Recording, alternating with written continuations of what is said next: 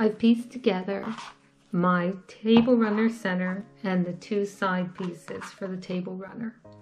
Now I'm going to measure them so I have the right width and length to install the back. Try and measure in the center because sometimes things distort on the edges. So this measures 22 3/4 of an inch wide. So I'm going to write down 22.75 or 3/4 of an inch, and then I have to take away the seam allowances. Seam allowances are 1/4 of an inch, but there's one on each side, so I have to take away a 1/2 inch. So the size I want is 22 1/4. Now I measure the height, and that's 11 1/2. So 11 1/2 minus 1/2 is 11 inches. When I measure the side piece, it doesn't make any difference how tall it is because I'm going to use the height of this piece. It's always going to be the same. So 11 inches tall. And then the width matters. So this measures 6 inches wide. Less 1/2 of an inch is 5 1/2 inches. So the first thing you have to do is you have to rip the fabric and get the straight edges. You also have to get rid of the selvage on the lining. Easy Complete quilt backs are lined. The lining helps you turn under the edges. It also provides a more stable area for pad stitching. So in order to make the lining, normally you draw on pattern paper if you were going to make a whole bunch of blocks the same size, but we're only making one for the table runner center. So we can draft the pattern directly onto the fabric. Measure in about 2 1/2 inches. It could be a little narrower actually for this piece.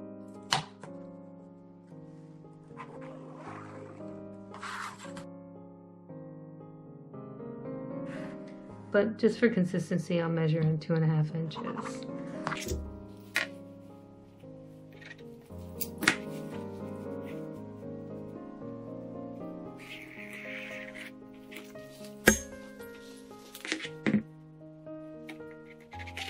This was a little off, so I'm just going to correct it.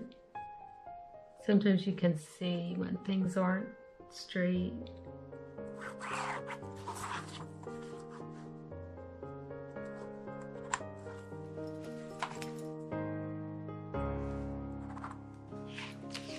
So I'm measuring up 11 inches, and then I'm also going to measure across 22 1/4 inches and mark that.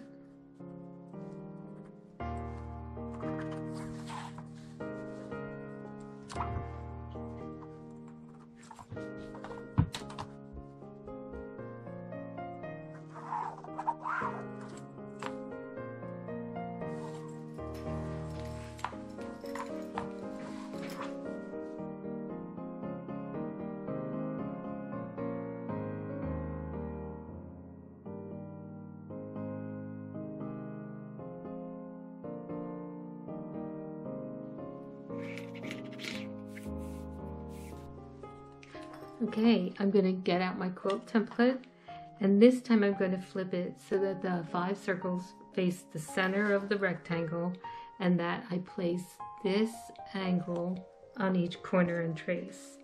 And these funny notches will be on the outside. You don't have to trace past them.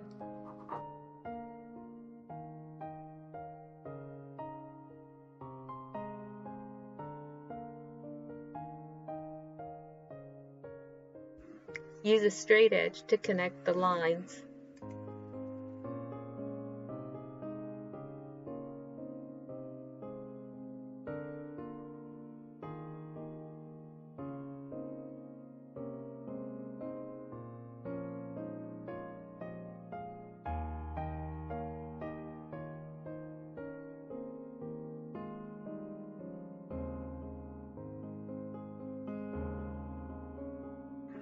Cut the fabric along the outside border.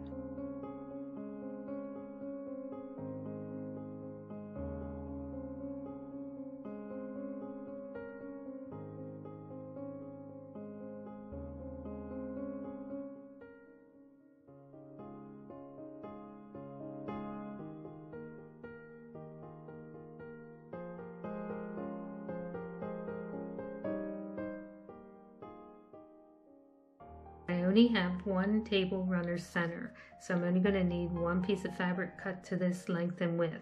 So I'm going to do all my pattern work directly on my fabric. This is the back. We're going to get ready to cut a back. So I ripped my fabric, so that's the straight of the grain, and this is the straight of the grain. And I'm going to start positioning any lines I draw to make my rectangle 2.5 inches from the straight of grain edges. And the reason I'm doing that is to allow myself, and I was a little generous there, to allow myself enough room to put the corners on, and you'll see what I mean. I'm drawing a rectangle the length and width of my table runner, less the seam allowances.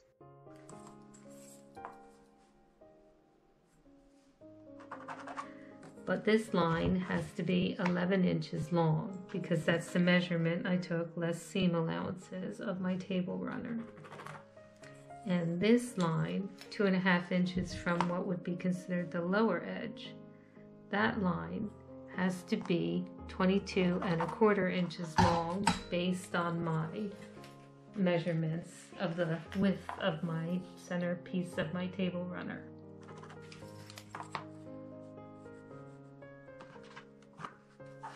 And sometimes you can see your fabric's a little bit crooked, so you can take a few minutes to pull it straight and you're going to get a better result.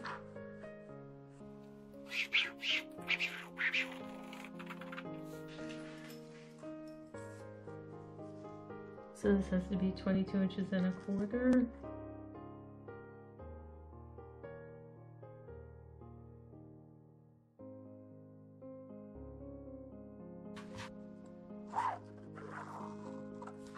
And 11 inches long.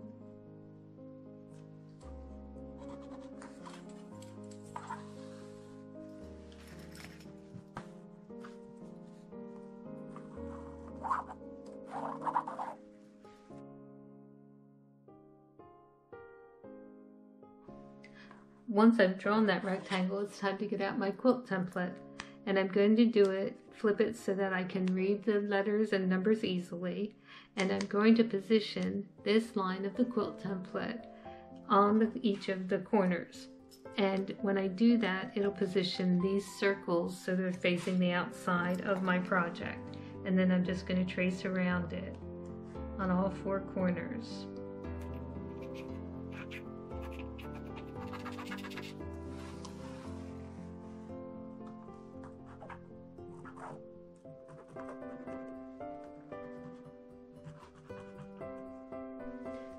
This line is not a straight line, and the reason it's built that way is to allow extra room in here for turning under the edge so you don't have to trim the extra fabric and weaken that area during construction.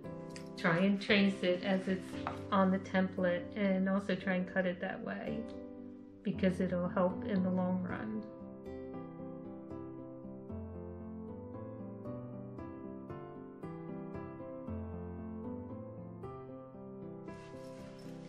After I finished establishing what will become the beveled edges, I'm simply going to use a ruler or straight edge to join these lines and then cut along of the outermost lines.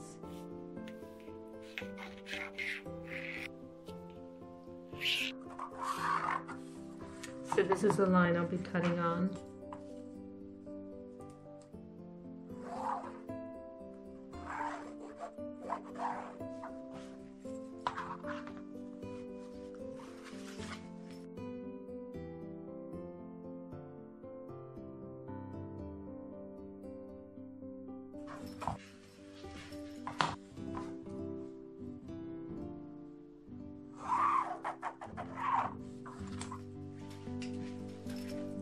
I'm going to cut this on the outside border.